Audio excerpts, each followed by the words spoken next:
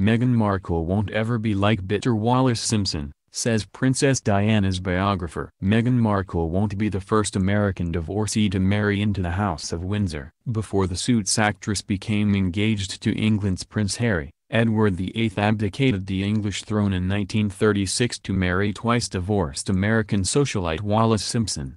And while the declaration of love has been the subject of several films and documentaries over the years, Princess Diana's biographer is shedding new light on a story that was far from a fairy tale. British journalist Andrew Morton recently published a new biography, titled Wallis in Love, which claims Simpson's true love was not the man who gave up the throne for her, but rather her good friend Herman Rogers, who gave Simpson away at her wedding to the Duke of Windsor.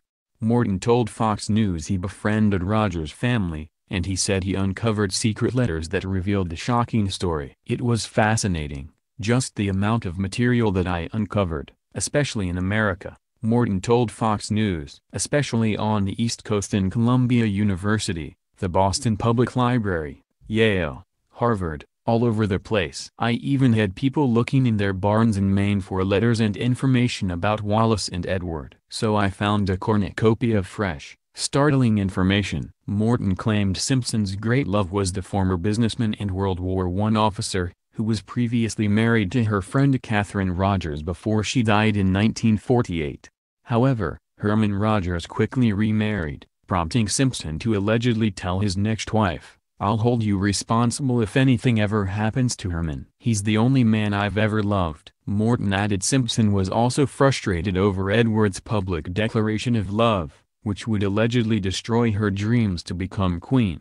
"In terms of Edward, he was besotted of Wallis," said Morton. "He was very caring of her. I describe Wallis as being hard and quite bitter. She felt very bitter towards him. The fact that she wasn't going to be queen. But also, she just felt like she had been pushed to a corner by Edward deciding to abdicate." Remember, all the politicians who were advising him, people like Winston Churchill, said, "Wait until you're crowned, wait until the coronation, and then introduce Wallis gradually into public life." But he refused to do that. He was head-to-head against the church, the royal family, the prime minister and everybody else. This was a man who wanted to marry a woman who had been divorced twice with two husbands still living. However, Morton insisted Edward's shocking move saved England from a grim demise. After the abdication, the couple fled England and went on a tour of Germany where they would meet Nazi dictator Adolf Hitler. The relationship between the trio was recently explored in Season 2 of The Crown. "They became very close to Hitler," claimed Morton. "Edward sympathized with Hitler. And even after the war, even after all the horrors of the concentration camps, he said to people at dinner parties, Hitler wasn't such a bad chap. He shared Nazi salutes with them. He had a pretty dim view of Jews. He was anti-Semitic." Morton added, "I think quite frankly, Britain as a whole dodged a bullet, because if Edward and Wallis had been king and queen consort, things might have gone very differently because he was very pro-Hitler.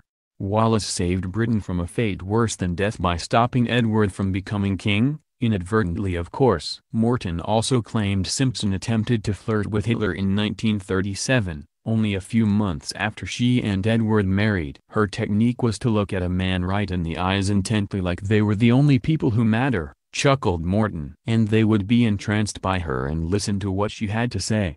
She tried it on Hitler, and it's been said she had these eyes that burn through you. But she got nowhere with Hitler with that kind of trickery." But the one person who couldn't resist Simpson over the years was her husband, and yet she didn't appear to be quite as captivated by him. "In a curious way, Edward became more and more of a pathetic figure," said Morton. "Certainly after the war, after he was no longer governor. He was a man who, as somebody said, would spend his day watching his wife buy a hat. But she became more and more contemptuous of him. She would say, 'Am I going to go to bed in tears again tonight?'" There was a very vivid sense that these two were acting out the great romance of the century. Since the abdication, the couple lived in exile from Britain in France, but their story was anything but happily ever after. Morton claimed Simpson wasn't around as her husband died of cancer in 1972 at age 77. "Edward is lying there and he calls out Wallis' name," described Morton. "He's there breathing his last gasps of air in the arms of another woman, his nurse. And the woman is ironically from Baltimore, which is where Wallis is from. And he died in her arms. Wallis was elsewhere in the building, in the chateau that they lived in, fast asleep. Did she love him? She loved the idea of being consort. She was very careless of him towards the end. Here was the man who had given up everything for her. She would say things to him, like buzz off, mosquito. She loved him in her own way, but not greatly. She was more of a companion than anything else. He was so entranced by her that she would bark out her orders to him every day. That was the routine. It was kind of an empty life, I think. That's what I found depressing about them. Simpson died in 1986 at age 89. Morton believes many lessons can still be learned from Simpson's life.